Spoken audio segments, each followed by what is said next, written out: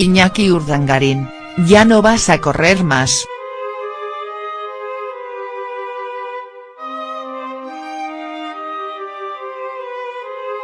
Mi querido Maxi Muerta escribía en uno de sus libros que no hay manera de escapar cuando se huye. Rotunda y certeras palabras del ministro de Cultura que Iñaki Urdangarín nunca se paró a considerar. Hace 7 años, era imputado por corrupción en el caso Nos, el 29 de diciembre de 2011. La noticia le pilló en Washington, donde se había marchado con su familia 2 años antes huyendo de lo que podía pasar. Pero no había manera de escapar y pasó, como no podía ser de otra manera. El Tribunal Supremo ha confirmado la condena del marido de la infanta Cristina, una pena de 5 años y 10 meses de cárcel, 5 meses menos de los impuestos por la audiencia de Palma en febrero del año pasado. La sentencia deja a Urdangarín a un paso de prisión. Aún puede pedir el indulto e incluso recurrir la sentencia. Era inevitable y él y la infanta lo sabían. Huir no servía de nada. Hoy, también inevitablemente, recuerdo aquella huida de Iñaki cuando acudimos a su encuentro en Washington tras haber sido apartado de la agenda y de la familia real, 17 días antes de ser imputado. Queríamos una declaración, saber qué tenía que decir ante la imputación del juez Castro y del fiscal Orrat por su presunta implicación en un caso escandaloso de corrupción que salpicaba a la corona. Había que ir hasta él, volar a Washington. Una vez localizado, nos acercamos para presentarnos y preguntarle. Interesaba, sobre todo, él. La infanta no estaba imputada, aún. Recuerdo su cara de estupefacción al vernos. Queríamos preguntar, conocer o al menos intentar saber de primera mano cómo estaba viviendo los primeros días de imputación y cuál sería su plan de defensa, apartado ya de la casa por orden del rey Juan Carlos, su suegro.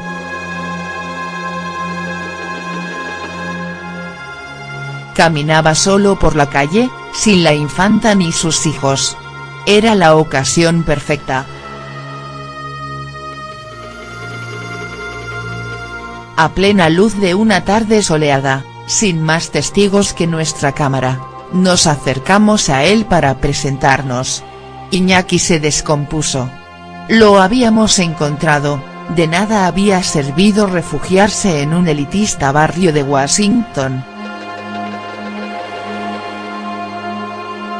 Con la escolta que la corona que somos todos pagaba a su mujer, y la seguridad privada que le asistía a él por su cargo en Telefónica. Tenía delante a 2 periodistas que querían preguntarle. Horror. ¿Acaso pensaba que no iba a ocurrir, que era intocable por ser vos quien soy?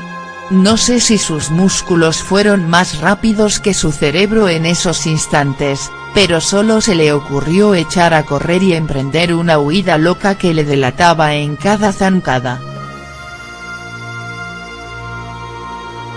Corre Iñaki, corre. Súbita adrenalina y plena convicción periodística de estar frente al hombre más buscado y al que nadie aún había preguntado. La complexión, el fondo físico y la rabia inocultable de Urdangarín me dejaron atrás en 2 zancadas. Yo sí que no iba a correr más. El presunto delincuente era él.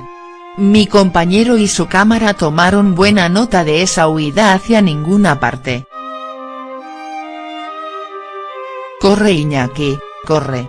Cuando la escena acabó pensé en cómo ese hombre le explicaría a su mujer en cuanto se reunió con ella, minutos después, que había huido de unos periodistas españoles. Acción, reacción. 3 días después, Iñaki dio sus primeras declaraciones a otros 2 compañeros que insistieron en el trabajo. Salir por patas solo había perjudicado aún más su imagen. El marido de la infanta Cristina comenzó la huida personal, probablemente, desde que puso sus ojos en ella cuando la conoció en Barcelona unos meses antes de las Olimpiadas de Atlanta de 1996. Su vida era el balonmano, una novia anónima, los amigos y la familia. Con Cristina de Borbón, el futuro sería muy diferente y lleno de posibilidades. Se enamoraron. Llegó la boda y la necesidad de encajar en ese nuevo rol que no sabía bien cómo encarar. Algunos íntimos, en su afán de justificar su forma de actuar, que hoy le lleva a las puertas de prisión, aseguran que no quería ser un florero y consejero regalado de decenas de empresas. Iñaki quería demostrar que era alguien. Amén del marido de una infanta de España. Había que huir del cliché marichalar, del marido enchufado y de yernísimo por la cara. Otra vez huir. Convertido por matrimonio en duque de Palma de Mallorca, quería ser alguien y por sí mismo. Sí, ya sé que resulta contradictorio. Vaya por delante que pretender mejorar y trabajar cuando tienes la vida prácticamente solucionada, decía mucho de él. Tras su carrera deportiva y ya fuera de las canchas, Iñaki intentó escapar de un currículo vacío de títulos académicos. Se preparó su ingreso en ESADE, una de las escuelas universitarias de negocios de mayor prestigio en España. Un curso meteórico de 2 años normalmente se cursa en 5 le convirtió en un hombre posiblemente preparado, mucho mejor conectado, listo para aterrizar en el mundo empresarial y de negocios.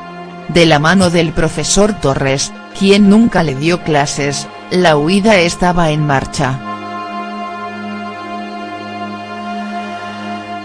Su mujer llevaba años trabajando en la Fundación La Caixa y además cobraba también un buen dinero de Casa Real por representar a la institución. Él tenía que hacer algo. Se embarcó en NOOS Consultoría Estratégica, en diciembre de 2002.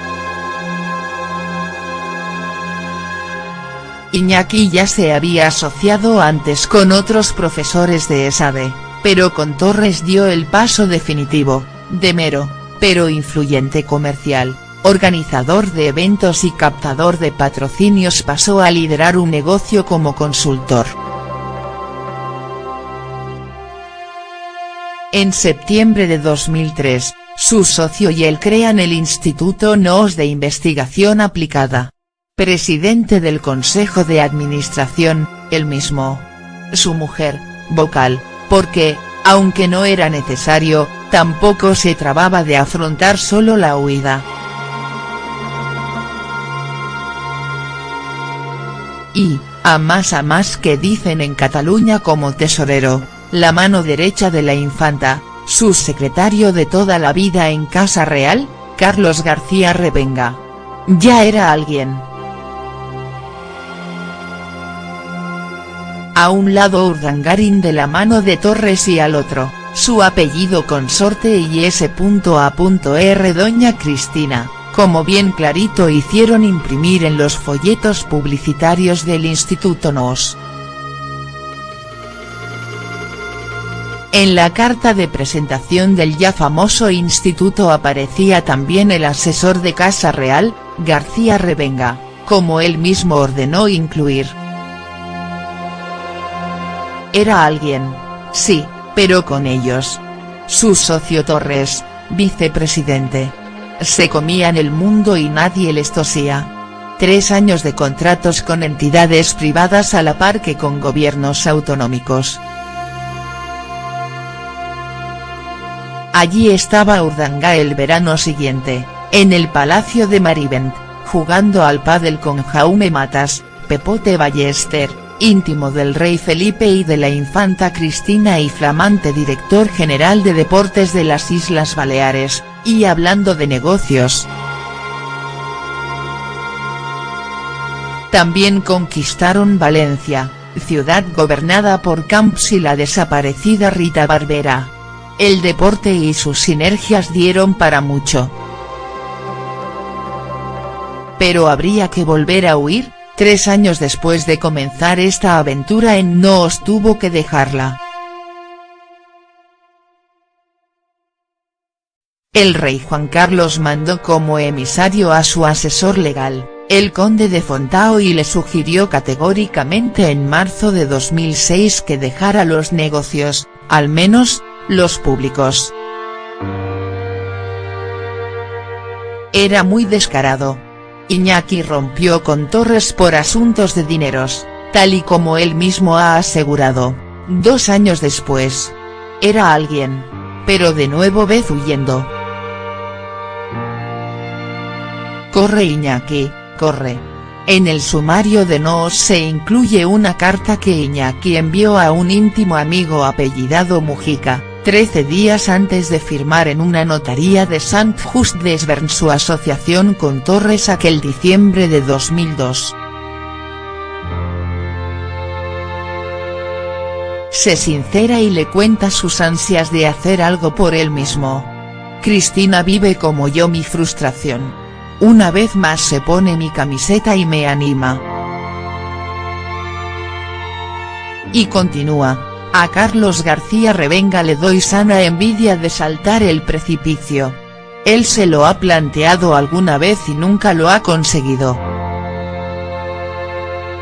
Urdangarín lo consiguió. Saltó el precipicio para estrellarse con título de duque incluido. Le vino grande. Malversación, prevaricación, fraude a la administración, 2 delitos fiscales y tráfico de influencias. Urdangarín me dejaron atrás en 2 zancadas. Yo sí que no iba a correr más. El presunto delincuente era él. Mi compañero y su cámara tomaron buena nota de esa huida hacia ninguna parte. Corre Iñaki, corre. Cuando la escena acabó pensé en cómo ese hombre le explicaría a su mujer en cuanto se reunió con ella, minutos después, que había huido de unos periodistas españoles. Acción, reacción. 3 días después, Iñaki dio sus primeras declaraciones a otros 2 compañeros que insistieron en el trabajo. Salir por patas solo había perjudicado aún más su imagen. El marido de la infanta Cristina comenzó la huida personal, probablemente, desde que puso sus ojos en ella cuando la conoció en Barcelona unos meses antes de las Olimpiadas de Atlanta de 1996. Su vida era el balonmano, una novia anónima, los amigos y la familia. Con Cristina de Borbón, el futuro sería muy diferente y lleno de posibilidades. Se enamoraron, llegó la boda y la necesidad de encajar en ese nuevo rol que no sabía bien cómo encarar. Algunos íntimos, en su afán de justificar su forma de actuar, que hoy le lleva a las puertas de prisión, aseguran que no quería ser un florero y consejero regalado de decenas de empresas. Iñaki quería demostrar que era alguien, amén del marido de una infanta de España. Había que huir del cliché marichalar, del marido enchufado y de yernísimo por la cara. Otra vez huir.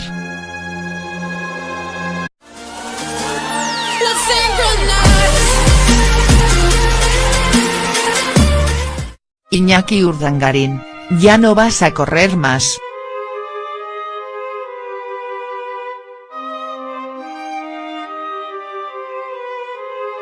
Mi querido Maxi Muerta escribía en uno de sus libros que no hay manera de escapar cuando se huye. Rotunda y certeras palabras del ministro de Cultura que Iñaki Urdangarin nunca se paró a considerar. Hace 7 años, era imputado por corrupción en el caso Nos, el 29 de diciembre de 2011. La noticia le pilló en Washington, donde se había marchado con su familia 2 años antes huyendo de lo que podía pasar. Pero no había manera de escapar y pasó, como no podía ser de otra manera. El Tribunal Supremo ha confirmado la condena del marido de la infanta Cristina, una pena de 5 años y 10 meses de cárcel, 5 meses menos de los impuestos por la audiencia de Palma en febrero del año pasado. La sentencia deja a Urdangarin a un paso de prisión. Aún puede pedir el indulto e incluso recurrir la sentencia. Era inevitable y él y la infanta lo sabían. Huir no servía de nada. Hoy, también inevitablemente, recuerdo aquella huida de Iñaki cuando acudimos a su encuentro en Washington tras haber sido apartado de la agenda y de la familia real, 17 días antes de ser imputado. Queríamos una declaración, saber qué tenía que decir ante la imputación del juez Castro y del fiscal Orrat por su presunta implicación en un caso escandaloso de corrupción que salpicaba a la corona.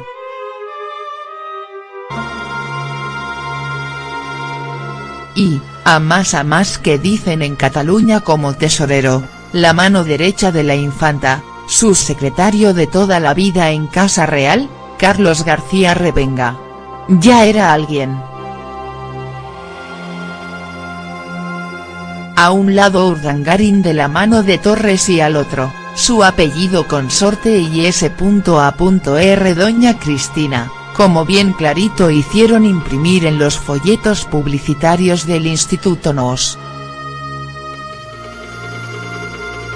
En la carta de presentación del ya famoso instituto aparecía también el asesor de Casa Real, García Revenga, como él mismo ordenó incluir.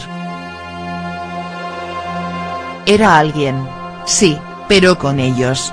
Su socio Torres, vicepresidente.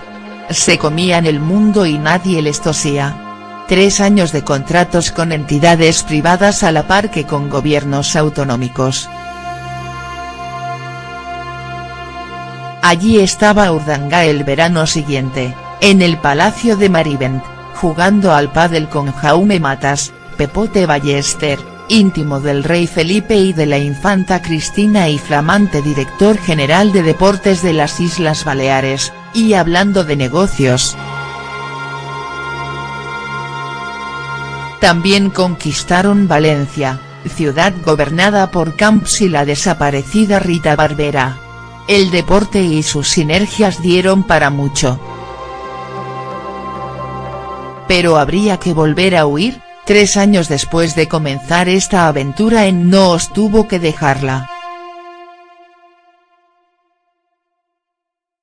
El rey Juan Carlos mandó como emisario a su asesor legal, el conde de Fontao, y le sugirió categóricamente en marzo de 2006 que dejara los negocios, al menos, los públicos. Era muy descarado. Había que ir hasta él, volar a Washington. Una vez localizado, nos acercamos para presentarnos y preguntarle. Interesaba, sobre todo, él. La infanta no estaba imputada, aún. Recuerdo su cara de estupefacción al vernos. Queríamos preguntar, conocer o al menos intentar saber de primera mano cómo estaba viviendo los primeros días de imputación y cuál sería su plan de defensa, apartado ya de la casa por orden del rey Juan Carlos, su suegro.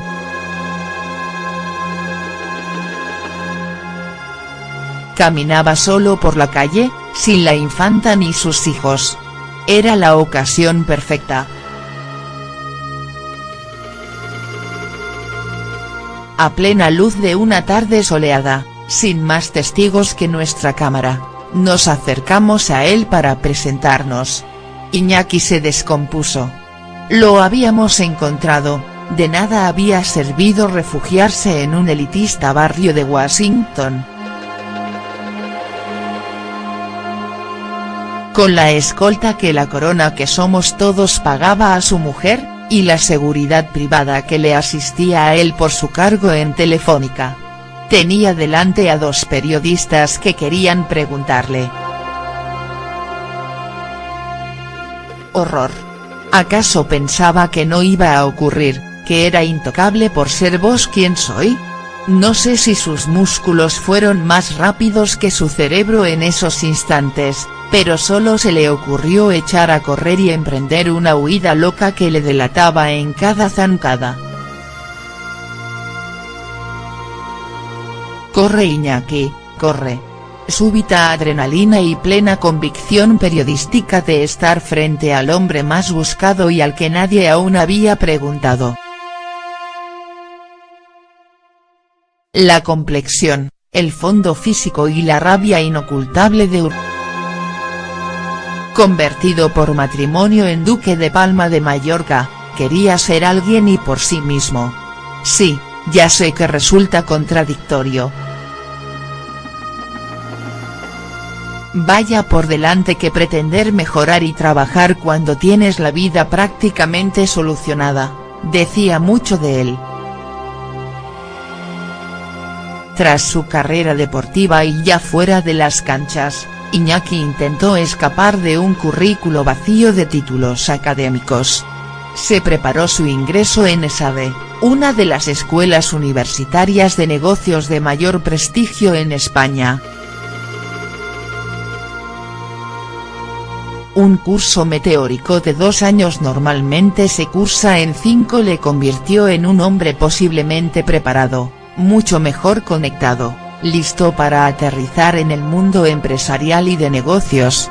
De la mano del profesor Torres, quien nunca le dio clases, la huida estaba en marcha.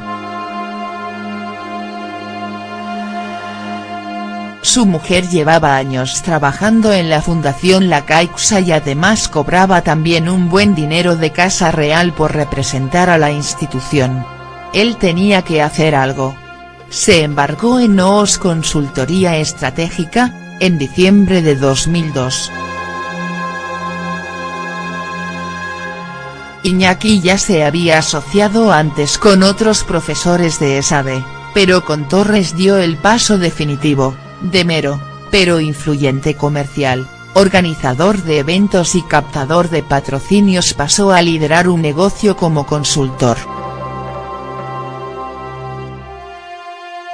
En septiembre de 2003, su socio y él crean el Instituto NOOS de Investigación Aplicada. Presidente del Consejo de Administración, él mismo. Su mujer, vocal, porque, aunque no era necesario, tampoco se trababa de afrontar solo la huida.